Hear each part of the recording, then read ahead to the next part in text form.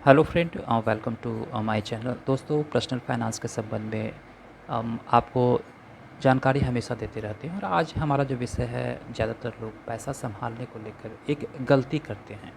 उन्हें ऐसा लगता है कि जब इनकम बढ़ेगी तब सब ठीक हो जाएगा, लेकिन सच यह है कि पैसों का मामला अपने आप कभी ठीक नहीं होता। उसे ठीक करना पड़ता है, क्योंकि फ़र्क सिर्फ सोच का नहीं, कैलकुलेशन का भी होता है। कई बार हमने यह देखा है कि 20 वर्ष की उम्र में हम इसे हल्के में लेते हैं और 30 में इसकी टेंशन शुरू होती है, और 40 तक आते आते समझ जाता है कि असली खेल क्या है। फ़र्क कमाई का नहीं, फैसलों का होता है। आपने कब शुरू किया, कैसे मैनेज किया और कब कंट्रोल किया, यही तय करता है कि पैसा आपके लिए काम करेगा। आप ज़िंदगी भर पैसे के पीछे भागते रहेंगे। आइए जानते हैं कि उम्र के दशक में आपको अपने पैसों और निवेश का ख्याल कैसे रखना चाहिए, और कैसे खर्च और आय के बीच में संतुलन रखना चाहिए। जब हम 20 साल की उम्र में होते हैं तो पैसे से ज़्यादा फ़ायदा, यानी 20 की उम्र में कम पैसों से फ़ायदा। 20 की उम्र में लोग अक्सर कहते हैं कि अभी तो सैलरी कम है, बाद में निवेश करेंगे, लेकिन असली फ़ायदा यहीं छूट जाता है। मान लीजिए कि आप अगर हर महीने 5,000 रुपये निवेश करते हैं और उस पर औसतन 12% सालाना रिटर्न मिलता है। अगर आप 25 की उम्र में भी निवेश शुरू करते हैं और 60 तक जारी रखते हैं तो कुल निवेश होगा करीब 21 लाख रुपए, लेकिन कंपाउंडिंग के कारण यह रकम लगभग 2.1 करोड़ रुपए बन सकता है।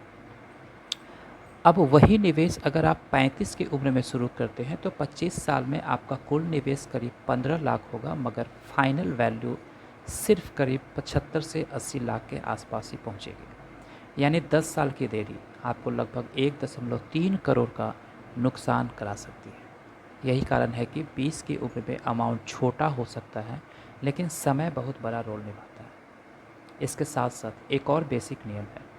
अब आपको हम बताते हैं कि सेकंड बेसिक नियम क्या है, कि अगर आपकी सैलरी 30,000 रुपये है और आप 25% बचाते हैं तो हर महीने 7,500 रुपये बच रहे हैं।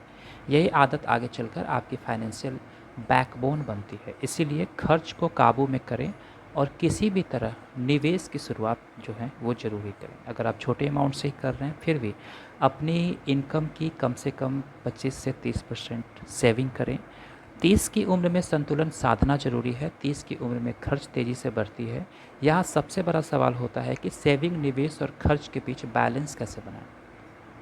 तो आपको बताते हैं कि सबसे पहले इमरजेंसी फ़ंड का कैलकुलेशन समझिए। अगर आपका मासिक खर्च 50,000 रुपये है तो कम से कम 6 महीने का फंड होना चाहिए, यानी 3 लाख रुपये। यह पैसा आपको निवेश में नहीं बल्कि लिक्विड फंड में रखना चाहिए। अब निवेश की बात करें तो मान लीजिए आपकी इनकम अगर 1 लाख रुपये महीना है, और अगर आप 30% निवेश करते हैं, यानी 30,000 रुपये हर महीने निवेश करते हैं, तो उस पर औसतन 10% की रिटर्न मिलता है। तो 25 साल में यह रकम बढ़कर 3.3 करोड़ हो जाती है।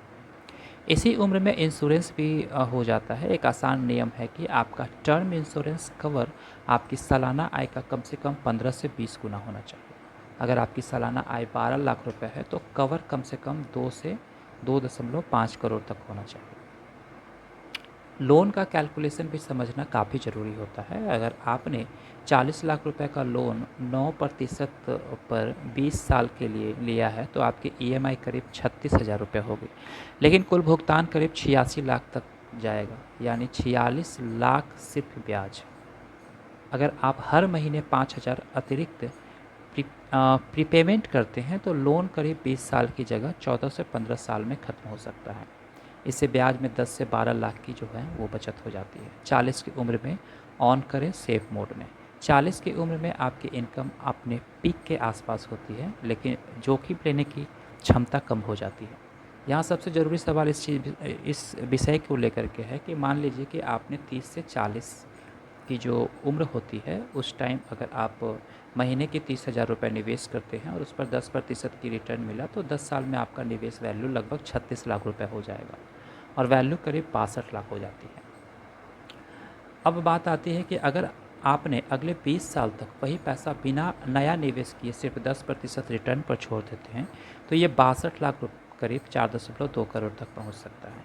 यानी इस उम्र में फोकस होना चाहिए कि जो बना है उसे समय थे बढ़ने का। इस उम्र में कर्ज खत्म करना सबसे ज़रूरी है। अगर आपके पास 10 लाख का पर्सनल लोन है और 13% पर और ईएमआई 23,000 रुपये है तो कुल ब्याज करीब 4 लाख तक जा सकता है। अगर आप इसे 2 से 3 साल पहले ख़त्म कर देते हैं तो लाखों रुपए की बचत आपको हो सकती है। अब बात आती है कि इसके साथ ही बच्चों की पढ़ाई और रिटायरमेंट के खर्च को अलग रखना ज़रूरी है। अगर आप दोनों को एक ही निवेश में मैनेज करने की कोशिश करेंगे तो किसी एक पर असर ज़रूर पड़ेगा। तो आपको समझ में आता होगा कि हम किस प्रकार की बात कर रहे हैं, और इन बातों को भी ध्यान रखिए। आखिर में बात काफ़ी सीधी है कि पैसा कमाने से ज़्यादा ज़रूरी है उसे सही समय पर सही दिशा में लगाना। 20 में देर की तो कंपाउंडिंग का फ़ायदा चला जाएगा, 30 में बैलेंस बिगड़ा तो कर्ज और खर्च दबा देंगे, और 40 में कंट्रोल नहीं रखा तो बनाया है कि वही रिस्क में आ जाएगा। हर दशक में सिर्फ एक काम सही करना, जल्दी शुरू करना। खर्च और निवेश का जो बैलेंस है और कर्ज को लंबा ना खींचना, यही 3 फैसले आगे चलकर बड़ा फ़र्क जो है वो बनाते हैं।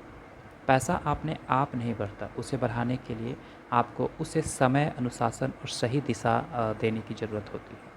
अगर आप हर फैसले में ईएमआई, खर्च और निवेश का हिसाब देखना शुरू कर देते हैं तो धीरे धीरे पूरा सिस्टम जो है वो आपको कंट्रोल से बाहर हो जाता है। तब पैसा बोझ नहीं लगता, बल्कि काम करने वाला टूल बन जाता है जो बिना शोर किए आपके लिए संपत्ति बनाता है। तो उम्मीद करता हूँ कि इन बातों को आप ज़रूर समझे होंगे। अगर आपको वीडियो अच्छी लगी होगी तो ज़रूर आप हमारे चैनल को लाइक, सब्सक्राइब, शेयर करें। वीडियो देखने के लिए धन्यवाद। Thank you very much.